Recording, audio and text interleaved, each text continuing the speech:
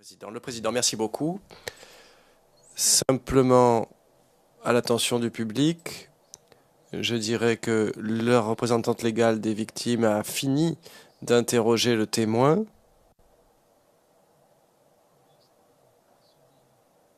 La dernière question ayant été posée à huis clos partiel, nous revoilà en audience publique et la parole à présent à la défense de Monsieur Gbagbo. Madame Naouri, Maître Naouri, je vous en prie.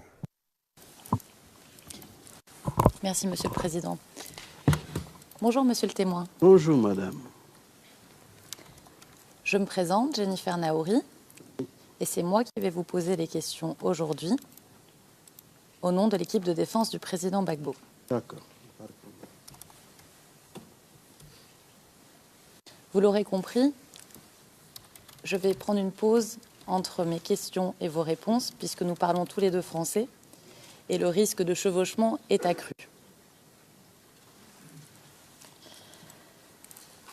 Alors, Monsieur le témoin, vous nous avez dit aujourd'hui que vous êtes le président du comité de gestion de la mosquée Sikojilem. Et si nous avons bien compris, vous êtes aussi le responsable de la communauté musulmane de Sikojilem. C'est bien ça? C'est ça.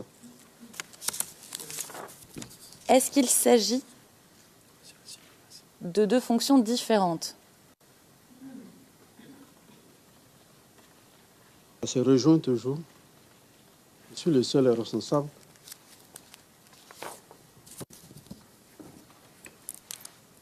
Mais ce sont deux titres différents, que l'on comprenne bien. Oui. D'accord. D'accord. Alors, monsieur le témoin, le procureur, vous avez parlé, en répondant à la représentante du bureau du procureur, d'un arrêté. Est-ce que vous vous souvenez avoir mis cet arrêté en pièce jointe, de votre demande de participation à la procédure en tant que victime? Oui. Alors, je vais vous montrer ce document. Il va s'afficher sur votre écran. Il s'agit du document CIV-OTP-0091-0392. Et nous souhaiterions afficher la page 0396.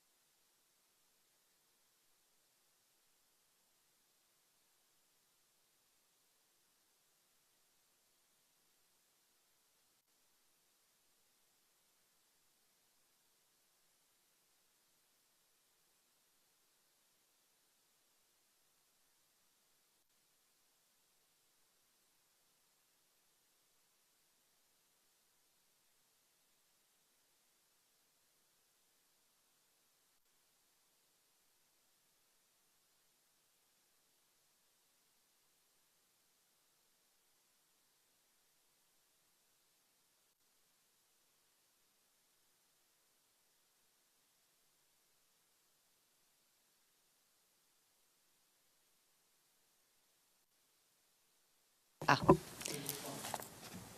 Alors, le document s'est affiché. Est-ce que vous le voyez, monsieur le témoin? Oui, très bien.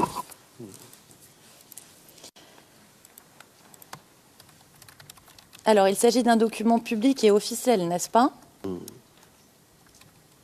Oui ou non? Oui, ça sent bien, je le vois.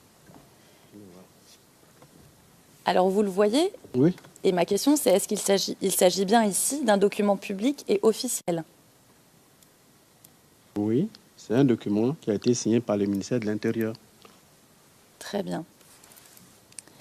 Est-ce que vous disposez de l'original de ce document, monsieur le témoin? Chez moi, je l'ai, oui. Et le numéro de cet arrêté est accessible au public, n'est-ce pas? Oui.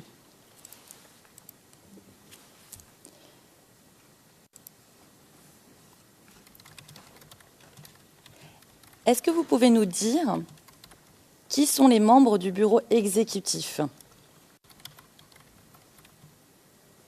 Par exemple, qui est le vice-président? Puisque vous êtes le président. Le président, c'est M. Okou Traoré. Le vice-président, M. Yamba Seouni. Le secrétaire général, M. Kone Salifou. Le trésorier général, M. Sissé Mamadou. Voilà. Et puis, il y a un dernier, peut-être c'est un conseiller. Il y a aussi, comme on appelle, un secrétaire social. Quoi. Bon, monsieur Touré, Bassirki. Et puis, je crois le cinquième, c'est un conseiller. Et, voilà, bon, là, j'ai un peu oublié le nom. Très bien. Et est-ce que vous vous souvenez qui a déposé les statuts de l'association pour qu'elles soient enregistrées officiellement? Je crois que c'est moi. Hein.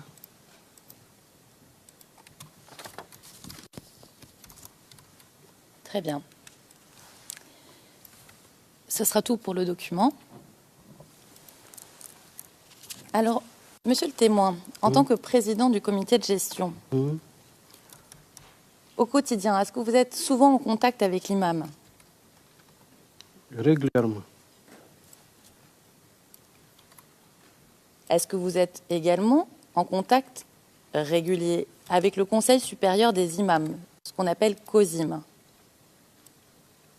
Non. Nous ne sommes pas dans le même registre. Ce sont nos supérieurs en islam. Ceux-là, ce sont nos patrons, ce sont les imams. D'accord, ce sont vos supérieurs. Donc vous recevez des instructions du COSIM, si je comprends bien. Oui, mais pas toujours directement comme ça. Parce que nous sommes dans une mosquée, nous avons un imam. L'imam lui-même, il fait partie du COSIM.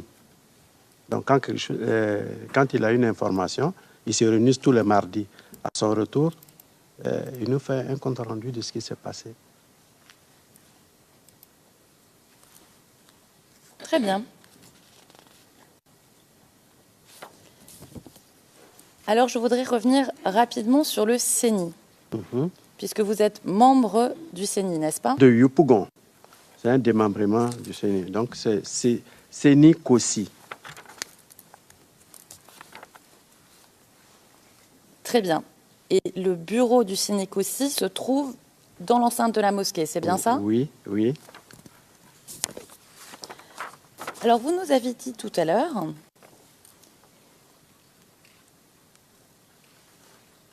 concernant le CENI, et je cite les transcrits page 11, à partir de la ligne 6.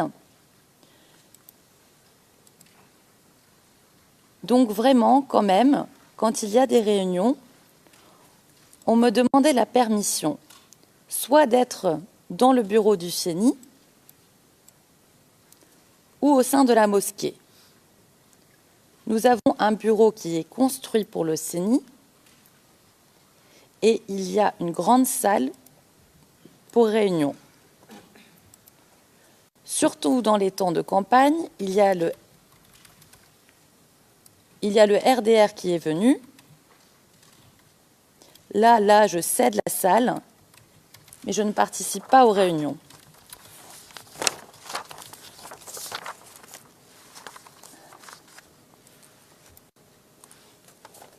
Alors, ma première question,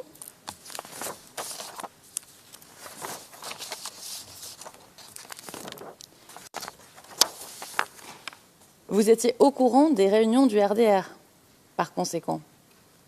Bien sûr. Si c'est à moi, on demande la permission de faire la réunion. Est-ce que vous étiez informé de façon plus générale de ce qui se passait dans la vie politique locale?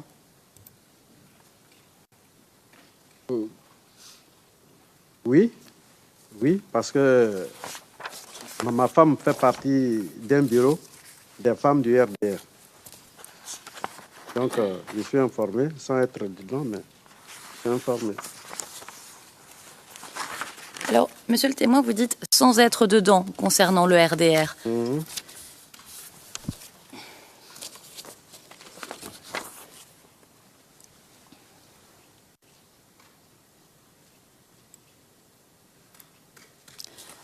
Tout à l'heure, quand vous répondiez aux questions du représentant du bureau du procureur, vous dites, et je vous cite page 6 à partir de la ligne 13, je cite la question du représentant du bureau du procureur aussi, vous avez dit que depuis quelques années, vous n'êtes pas un membre actif, mais est-ce que ça veut dire qu'avant cela, vous étiez un membre actif? J'étais président du comité de base de la SICO-GILEM. Question. Et quand avez-vous arrêté d'être un membre actif? Partie de la réponse manquante, puisque la règle des 5 secondes n'a pas été respectée. Et vous dites, 1 an après, tout juste, c'était dans les années, là je ne me rappelle pas, ça fait longtemps. Était-ce avant la crise post-électorale ou après? Non, avant la crise. Alors, ma question, parce qu'on ne comprend pas bien ici, combien de temps vous avez été membre actif du RDR?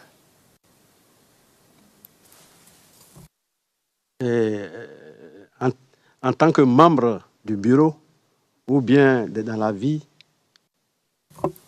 Dans la vie. J'ai toujours milité au RDR.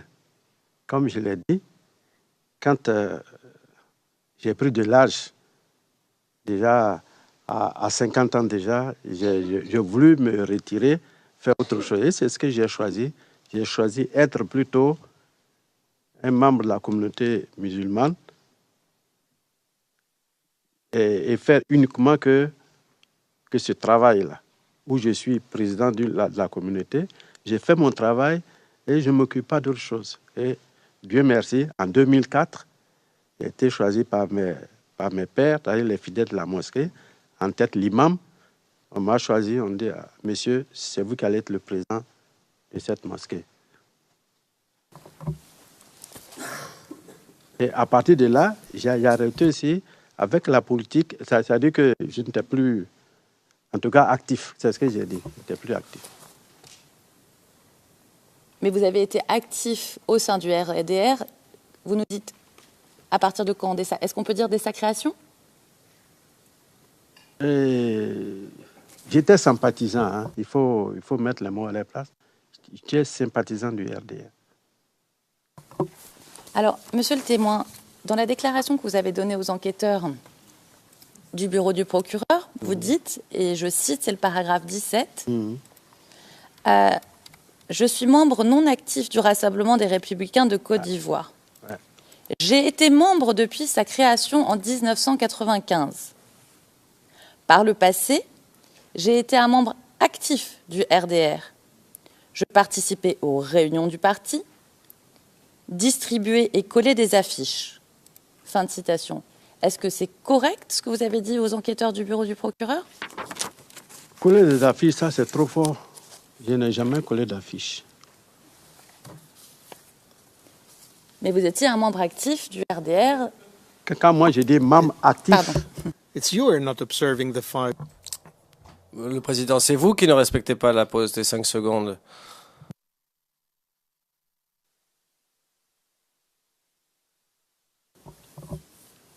Ah, monsieur le témoin, je vous écoute. Oui.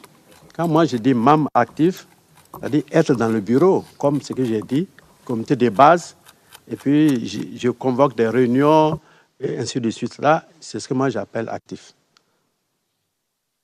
Donc, je n'étais plus quand j'ai quitté ce comité de base. Parce qu'il ne marchait pas, j'ai dit, mais ce n'est pas la peine de perdre mon temps là.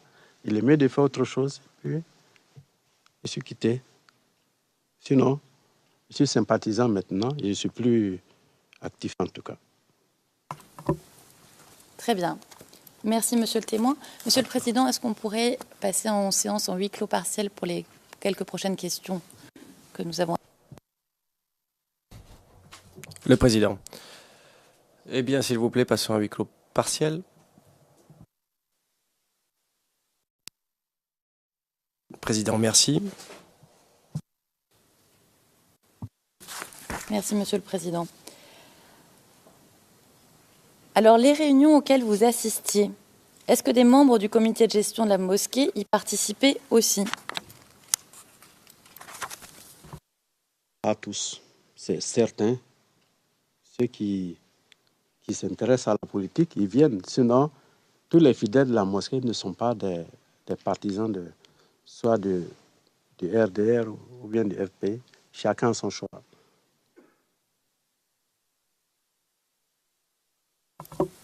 Alors, ma question était un tout petit peu plus précise. Est-ce que des membres du comité de gestion participaient à ces réunions dont vous êtes président? J'étais le seul. Hein. D'accord.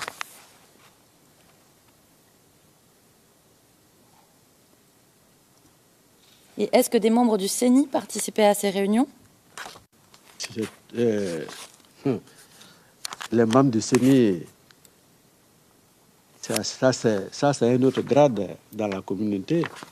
En tout cas, ils ne s'intéressent pas à ce genre de réunions politiques-là.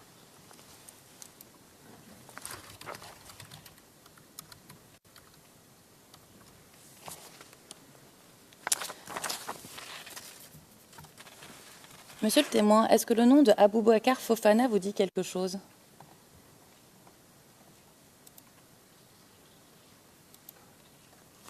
Ah, je sais pas si c'est le nom du cheikh, vous dites, ou bien c'est un autre Aboubacar. Sinon, ben, le cheikh, c'est Imam Aboubacaré, comment on l'appelle, ouais. Mais je ne sais pas si c'est le même. Je ne sais pas si vous parlez de notre cheikh, ou bien vous parlez d'un autre Aboubacar. Moi, je ne connais pas un autre Aboubacar. Ou bien je ne me rappelle pas. Je parle du porte-parole du Conseil supérieur des imams. Ah non, c'est le président du Conseil supérieur des imams. Celui dont vous avez dit le nom. Oui, président. Et il n'est pas porte-parole, il est président. Vous avez raison. We have Juge président. On a constamment des chevauchements. Mais ce qui est dit rigolo, c'est que c'est vous qui lui avez demandé de faire attention, de se souvenir, de marquer la pause. Et vous êtes la première à le faire.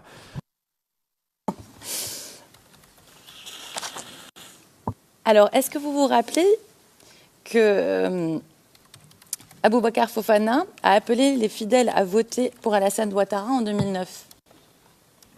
Ah. Je n'ai jamais entendu ça.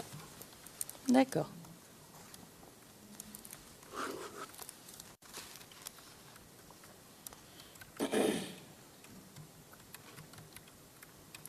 Est-ce que dans la mosquée de Doucouré, des annonces étaient passées concernant des réunions organisées par le RDR?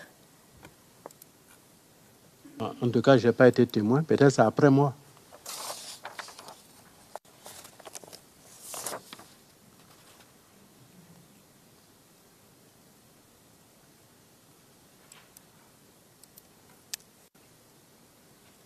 Et vous, en tant que président du comité de gestion de la mosquée, est-ce que vous transmettiez des messages du Conseil supérieur des imams? Oui. Quel type de message, par exemple? En tout cas, ce sont des messages qui concernent la communauté et puis ce sont des messages islamiques, hein? C'est pas politique. D'accord.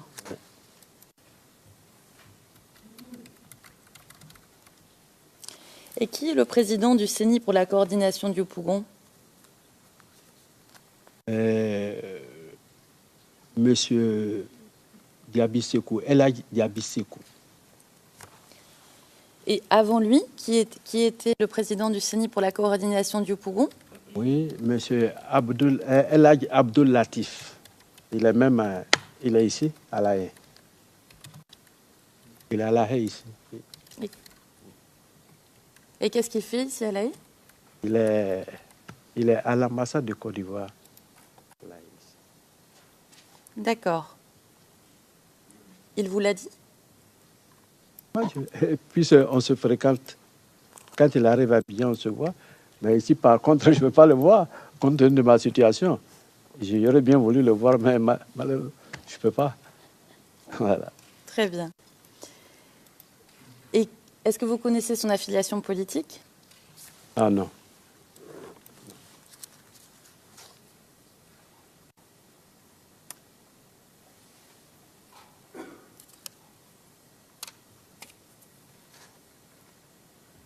Et est-ce que le CENI organisait des meetings? Plutôt des séminaires de formation des membres des, des mosquées, d'accord.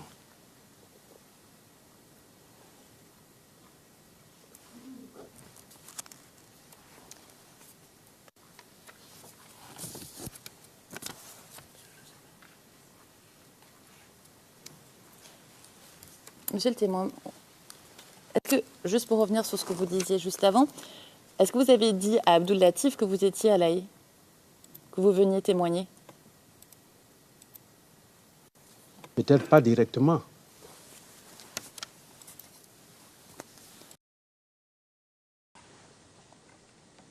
D'accord.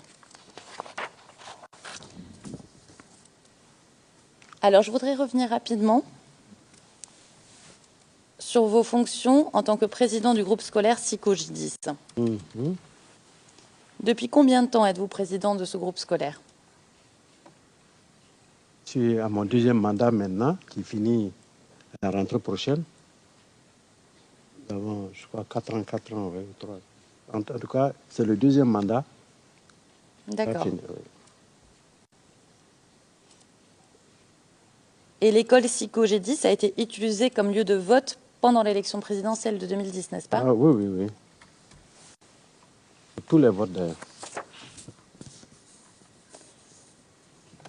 Combien de bureaux de vote y avait-il au SICO-J10?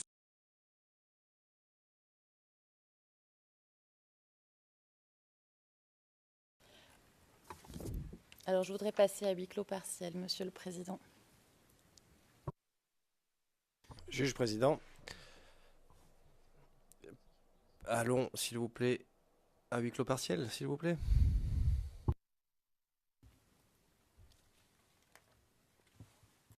Monsieur le Président, merci beaucoup. Maître Nori. Merci, Monsieur le Président.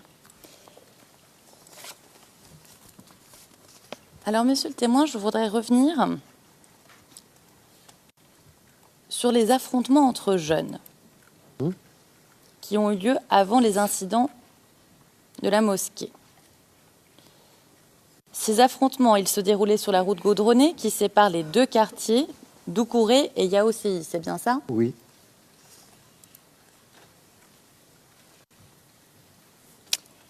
Et comme la route goudronnée sépare les deux quartiers, les jeunes se postaient en bordure de la route pour surveiller, c'est ça? Pour surveiller les quartiers, pardon. Vous surveillez le quartier. Comment ça? Je ne comprends pas.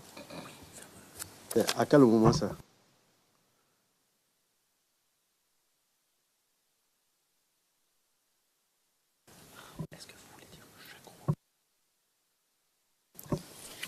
Alors, je vais préciser ma question.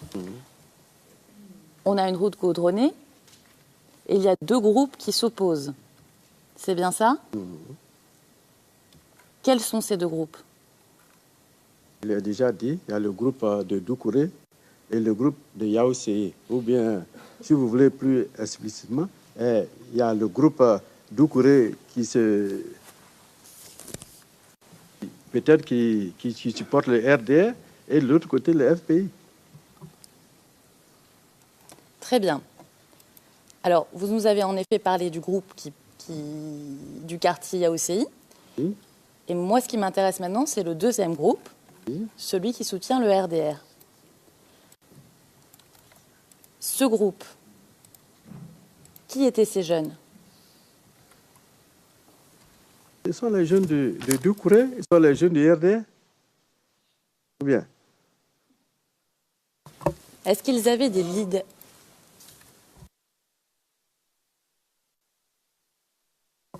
Est-ce qu'ils avaient des leaders, ces jeunes?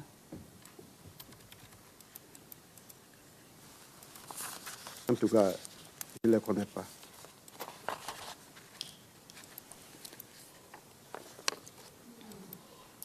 Monsieur le Président, je vais demander à passer en huis clos partiel.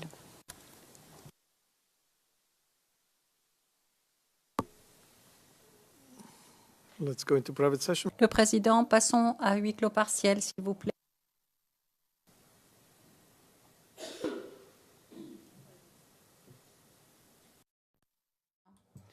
Le Président, Maître Naouri.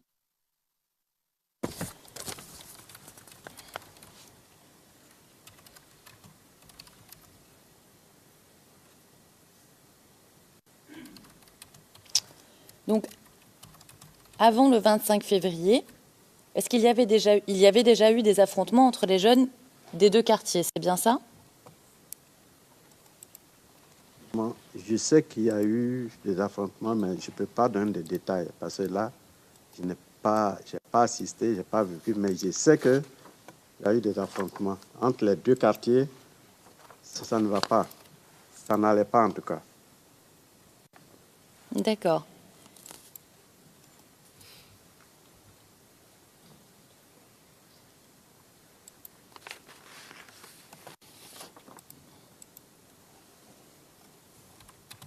Est-ce que vous connaissez personnellement des jeunes qui font partie des jeunes de Doucouré?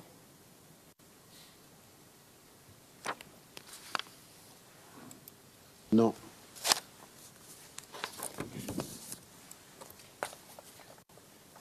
Si je vous dis Daouda Koné. Daouda Koné, c'est pas un jeune. C'est quelqu'un même peut-être qui est décédé. D'accord.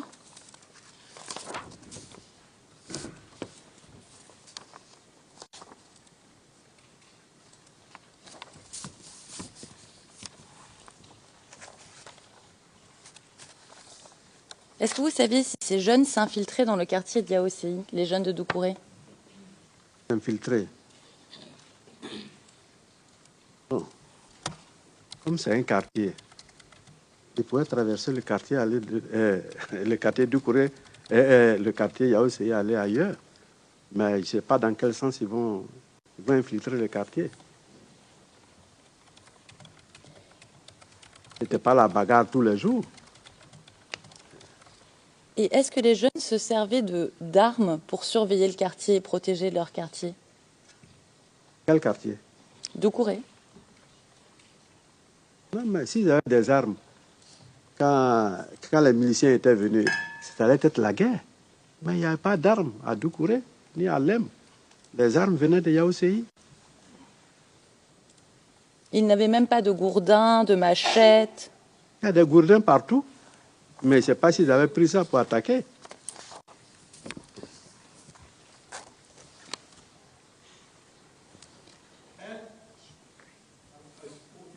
Non.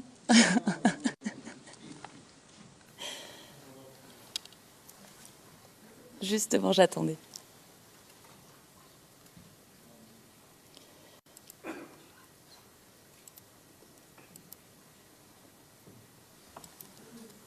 Alors, monsieur le témoin, concernant le 25 février,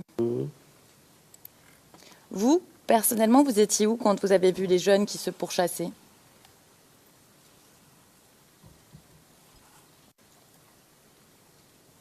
D'abord, j'étais chez moi et je suis quitté à la mosquée, allé chez moi à la maison.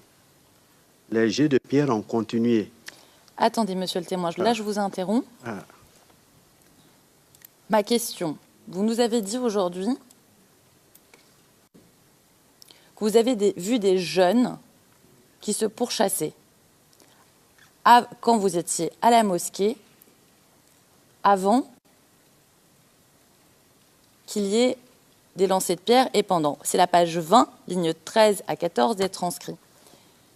Ma question, c'est où est-ce que vous vous trouvez exactement quand vous voyez ça? D'abord, à la mosquée, où j'étais au siège du CENIC aussi, c'était des jets de pierre. Quand j'ai vu que c'était difficile, je suis rentré chez moi. Et de chez moi, il y a un parking qui est là. Les jeunes voilà. Avant de rentrer chez vous, quand vous voyez ces jeunes, est-ce que vous les reconnaissez? comment en ce moment, il n'y avait pas de fusil encore. Au moment où j'ai rentré chez moi, il n'y avait pas de fusil encore. Donc, je Mais vous savez, pardon, monsieur le témoin, vous ne savez pas de qui il s'agit à ce moment-là. Qui sont ces jeunes? Qui s'est lapidé? Oui. Les jeunes que vous voyez pourchasser une personne qui a un portable. Vous savez quoi, monsieur le témoin? Je vais vous... Je vais éclaircir ce coin. Allez-y. J'ai dit, sur la voie, les jeunes arrêtaient les véhicules de part et d'autre, ils les fouillaient, ils prenaient les portables et ils s'en allaient. Ça, c'est ce que j'ai dit. Il n'est pas dit ils se pourchassaient. Pourchasser, ça, c'est après, quand il y a eu les armes. Alors,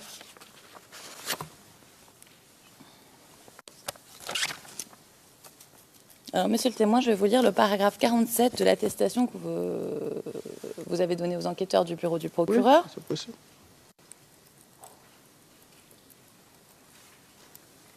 Et vous dites, la mosquée Sigo-Gilem a été attaquée le 25 février 2011. C'était un vendredi, le jour de la grande prière.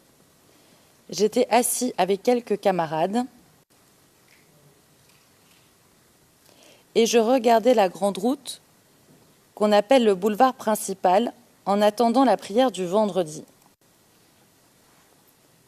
Tout d'un coup, j'ai vu des jeunes au milieu de la route pourchasser d'autres jeunes pour leur arracher leur portable. Mes camarades et moi, on a vu ceux qui pourchassaient les passants arrêter et fouiller des véhicules. Puis, ils se sont mis à jeter des pierres. C'est après que j'ai appris que c'était des jeunes de Yaoséi et de Doucouré qui se jetaient des pierres. Est-ce que vous confirmez ce que je viens de dire? Oui, ce que vous avez dit, c'est ce que j'ai dit, mais à une nuance près, hein, parce que sur le goudron, en tout cas, ils ne se pourchassaient pas. Les véhicules étaient arrêtés, on fouillait les véhicules. Les élèves qui passaient à côté, ils leur arrachaient leur portable. Les élèves qui passaient à côté, ils arrachaient leur portable.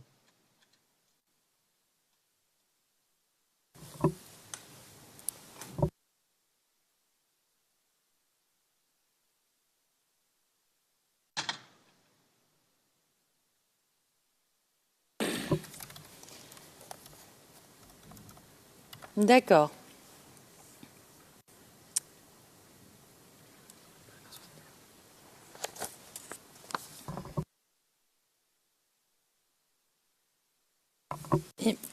Alors, monsieur le témoin,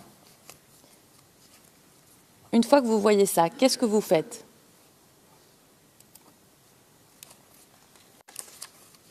Quand ils s'attaquaient là, qu'est-ce que moi je peux faire? Il n'avait pas d'armes, rien. Je ne pouvais pas appeler quelqu'un d'arrêter de faire cela. D'accord. Donc vous rentrez chez vous ou vous rentrez dans la mosquée? Je vais chez moi à la maison.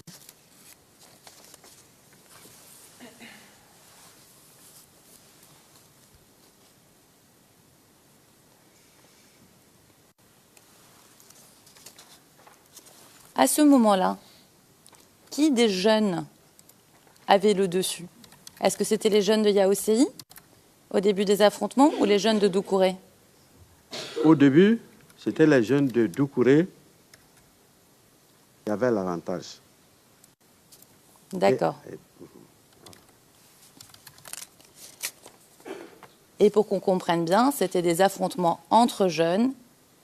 La population des deux quartiers n'avait rien à voir avec ces affrontements. Voilà. C'était comme ça d'abord. Très bien.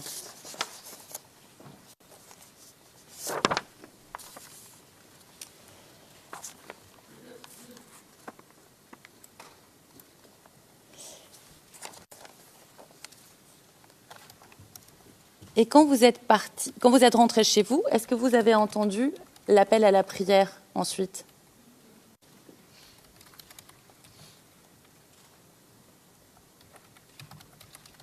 En tout cas, je sais qu'il y a eu l'appel, la prière à midi. À midi, on a appelé la prière. C'était le premier appel. On, c'est qui? Quand je dis on, ça veut dire quand on appelle, tout le monde entend. C'est ce que j'appelle on. Mais vous ne savez pas qui a fait l'appel à la prière ce jour-là, le 25 février 2011. Celui qui a fait la prière. C'est le même qui fait la prière. Le muezzin, lui, il était encore à la mosquée.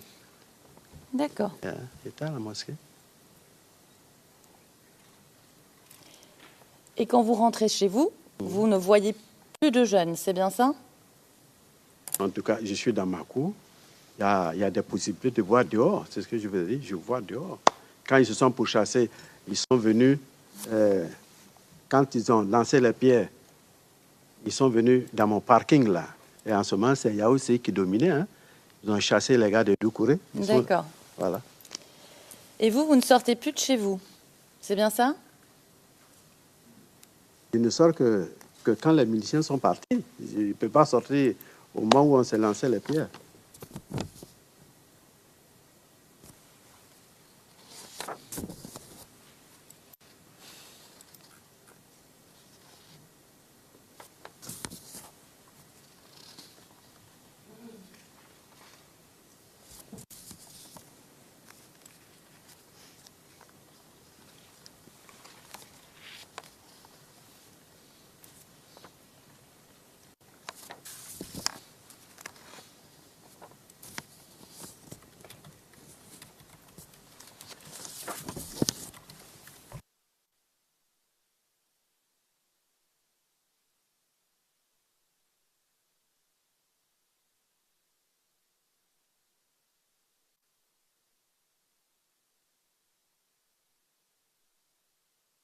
Excusez-moi, monsieur le témoin, je restructure juste mes notes rapidement pour éviter de faire perdre du temps par la suite.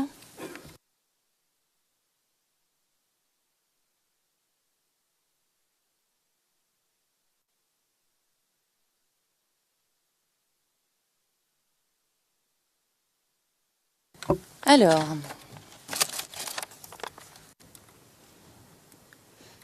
monsieur le témoin, quand vous recevez le coup de fil du gardien de la mosquée,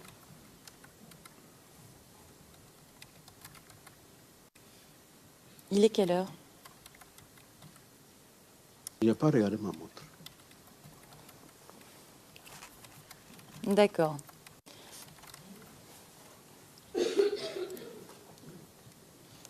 Et vous n'avez pas assisté à ce qui lui est arrivé au gardien de la mosquée après ce coup de fil, n'est-ce pas? Je ne pouvais pas sortir.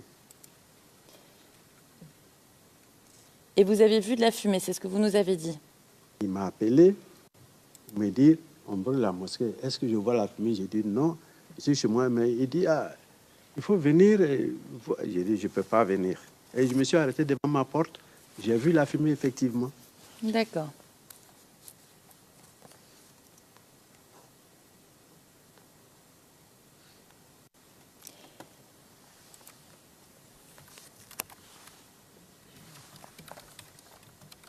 Monsieur le témoin, quand les hommes qui sont en civil se sont introduits sur votre parcelle et puis ont tapé sur la porte, d'où observiez-vous ces hommes? À ma fenêtre. Mais cette fenêtre était fermée, n'est-ce pas? Vitres. Ce sont des fenêtres vitrées. C'est-à-dire? Quand je suis dans mon salon, je vois l'extérieur. Mais ceux qui sont à l'extérieur, ils ne voient pas dans mon salon. D'accord. Donc vous pouviez observer sans que personne vous voie, c'est ce que vous nous dites? Oui.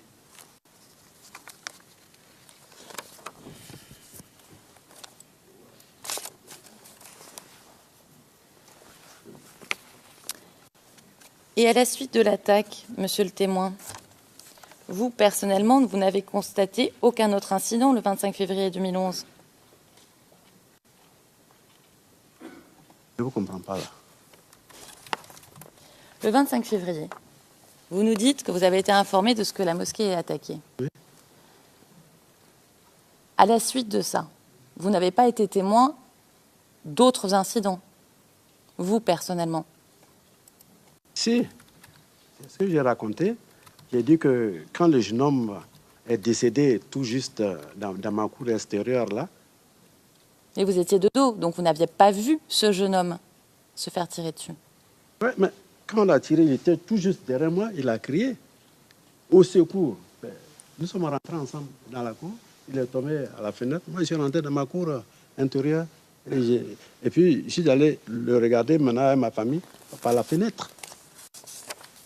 Il y a un plan qui a été fait pour ça. D'accord. Et vous nous dites que vous êtes allé à la mosquée le... Pardon, Monsieur le Président.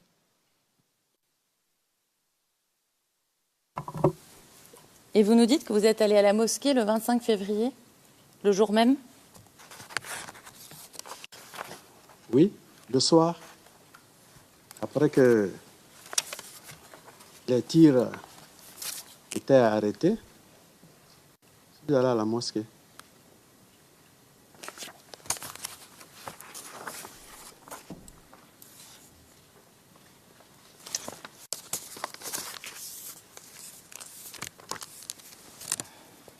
Alors, Monsieur le témoin, dans la déclaration que vous avez donnée au bureau du procureur, vous dites, et je cite, paragraphe 87.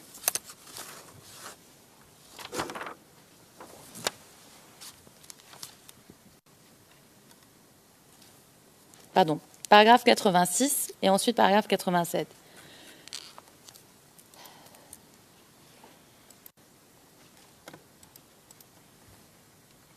Le 26 février 2011, les jeunes pro-Gbagbo avaient toujours le contrôle sur les quartiers de Lem et d'Oukouré. Je le sais, car le matin du 26 février 2011, très tôt, ils continuaient à tirer dans nos quartiers. Or, il n'y avait que les jeunes pro-Gbagbo qui avaient des armes à ce moment-là. Aux environs de 10 heures, un fidèle de la mosquée m'a appelé et m'a dit « Président, on est en train de tout ramasser. » Vous dites, ensuite, j'ai appelé tout de suite le président du CENI Coordination Yopougon, qui a alors envoyé 2 personnes pour constater. Fin de citation. Alors ici, vous nous dites que c'est le 26 février que vous êtes allé à la mosquée. Et aujourd'hui, vous nous dites que c'est le 25 février. Est-ce que vous pouvez nous éclaircir? Le 25 février, clairement, j'ai dit, je suis allé à la mosquée, aller constater ce qui s'est passé. Et c'est là, on m'a dit que mon gardien a été tué. Je suis allé sur les lieux et j'ai vu qu'effectivement, il avait ses doigts qui traînaient là. Ça, c'est le 25 février, au soir que je suis sorti pour aller constater les dégâts. Et le 26, ils sont venus ramasser le reste du mobilier, de tout ce qui était là. D'accord.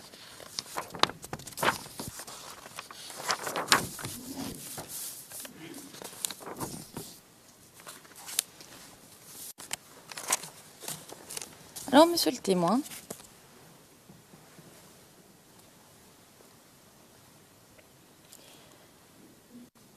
quand vous vous êtes rendu à la mosquée le 25 février, est-ce que vous avez personnellement pris des photographies de la mosquée? Je n'avais même pas cette envie-là même. D'accord. Alors, nous avons parlé tout à l'heure du procès verbal de constat d'huissier, vous vous en rappelez?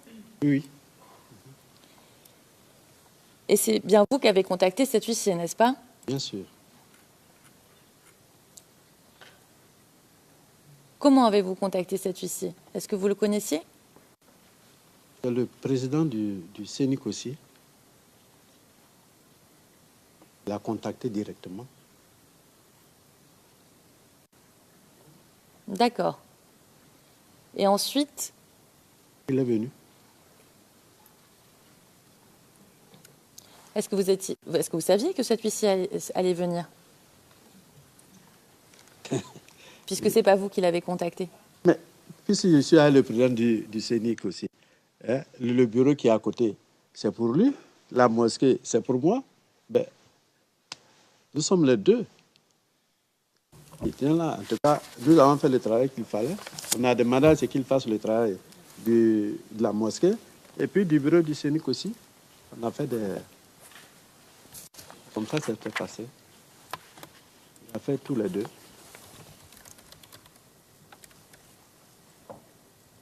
Est-ce que c'est vous qui avez reçu personnellement l'huissier quand il s'est déplacé à la mosquée? Oui. Est-ce que vous étiez seul? Bon, je ne me rappelle pas, mais je sais que j'étais là quand il était en train de faire. Et puis, quand il avait besoin d'un témoin, j'appelais le témoin venait, et puis il interrogeait, et puis il remplissait son espoir. Et l'huissier, il est venu seul? Oui, il est venu seul. Est-ce qu'il avait avec lui un appareil photo? Oui, toutes les photos qui sont dans ce rapport, c'est lui qui les a faites.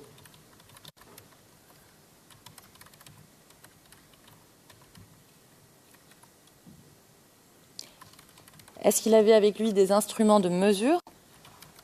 Un mètre, par exemple? Oui.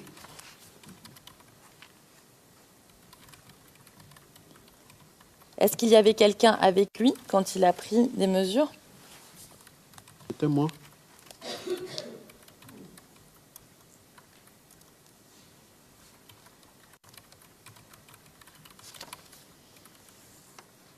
Donc vous étiez avec lui pendant tous ses déplacements, c'est bien ça? Obligatoire.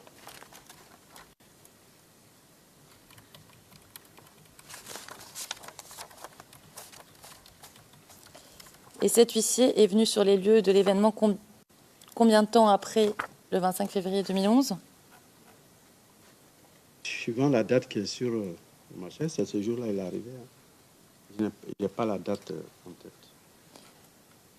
Alors, c'est 3 mois après les incidents. Oui.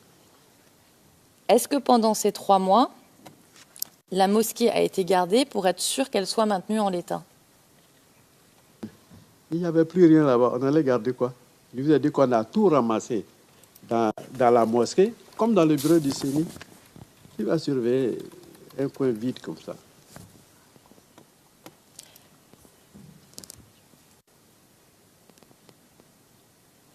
Mais monsieur le témoin, vous souhaitiez que la mosquée soit maintenue en l'état, n'est-ce pas? Oui. Donc vous n'avez pas pris des précautions pour que ce soit maintenu en l'état? Je ne comprends pas. Je vous dis qu'on a déjà tout pillé. Les portes étaient ouvertes. Tout est là. Alors, monsieur le témoin, Oui.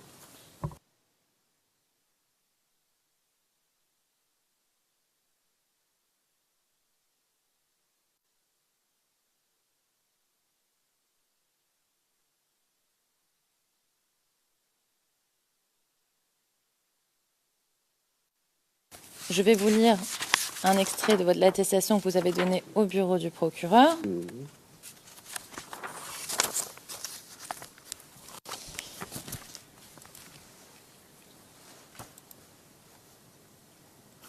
Le 1er mars 2011, il y a eu une visite de l'équipe technique de la mairie. Ce jour-là, Paragraph 88, à la fin. Alors je reprends. Ce jour-là, je leur ai demandé ce qu'ils venaient faire et ils m'ont répondu qu'ils sont venus pour constater les dommages et entamer les travaux. J'ai refusé et je leur ai dit « Pas question, il faut que le monde voie ce qui s'est passé. » Fin de citation.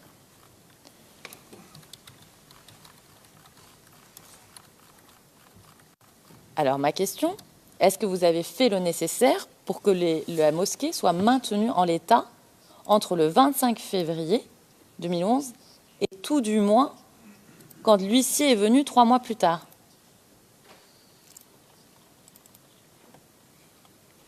À mon retour de Boaké, comme je l'ai dit, le 9 mai, j'ai entrepris certains travaux pour qu'on puisse prier à l'intérieur de la mosquée, en mettant de l'électricité, en raccordant par rapport au compteur de l'imam. On a pu allumer, on a cherché quelques nattes, nous avons mis là-dedans pour prier, parce que toutes les nattes étaient brûlées.